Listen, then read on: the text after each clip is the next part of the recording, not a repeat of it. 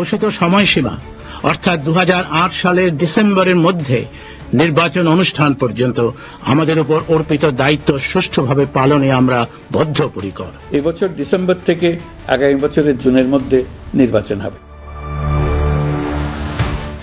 নাম বদলাচ্ছে, সময় বদলাচ্ছে, কিন্তু চরিত্রগুলো যেন একই গল্পের পুনরাবৃত্তি।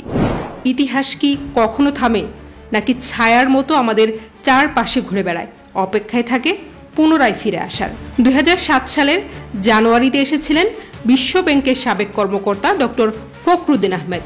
কথা ছিল একটি সুষ্ঠু নির্বাচন দিয়ে তিনি বিদায় নেবেন, কিন্তু তার সেই বিদায় হলো দীর্ঘ 2 বছর পর।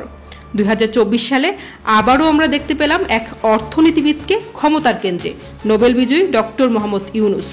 তিনি বলেছিলেন, খুব অল্প সময়ের জন্য এসেছি, কিন্তু সময় যেন থেমে থাকতে চায় না, বরং দীর্ঘতর হচ্ছে তার উপস্থিতির সময়সীমা।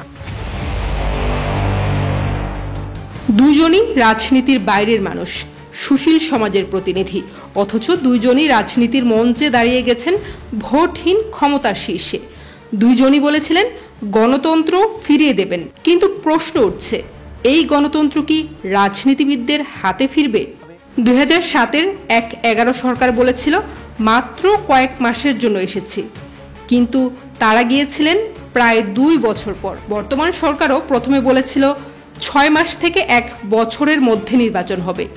এখন সেই সময় পেরিয়ে নতুন সময়সীমা নির্ধারণ হয়েছে 2026 সালের জুন পর্যন্ত। বিশ্লেষকরা বলছেন এই সময়সীমা হয়তো ছাপিয়ে যাবে, যেমনটা হয়েছিল 1/11-তে।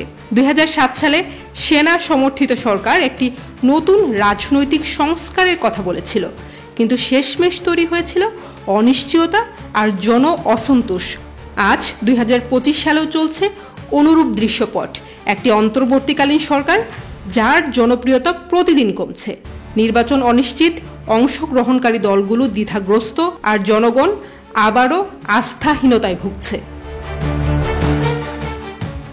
1/11-তে সরকার সামরিক ছায়ায় পরিচালিত হলেও মুখে ছিল সুশীলতা, আর 2025-এর এই সরকার দাবি করছে এটি সম্পূর্ণ বেসামরিক, নোবেল বিজয়ীর নেতৃত্বে মানবিক ও সংস্কারমুখী। পর্দার আড়াল থেকে কে যে নির্দেশনা দিচ্ছে তা বোঝা যাচ্ছে না, শুধু কেমন জানি ঘোর লাগা এক সময়।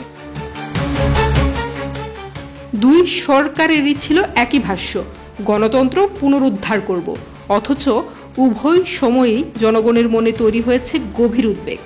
মানুষ জানতে চায় এই অন্তর্বর্তী পথের শেষ কোথায়? এটা কি সত্যি উত্তরণের সেতু, নাকি আরেকটি পরিকল্পিত দীর্ঘ শাসনের সূচনা? শাসন ব্যবস্থা বদলালেও নিয়ন্ত্রণের ধরন বদলায় না যদি জনগণের ভোটের অধিকার হরণ করা হয়। ইতিহাস আমাদের শিখিয়েছে সংস্কারের নামে অনেক সময় চক্রান্ত চলে আসে।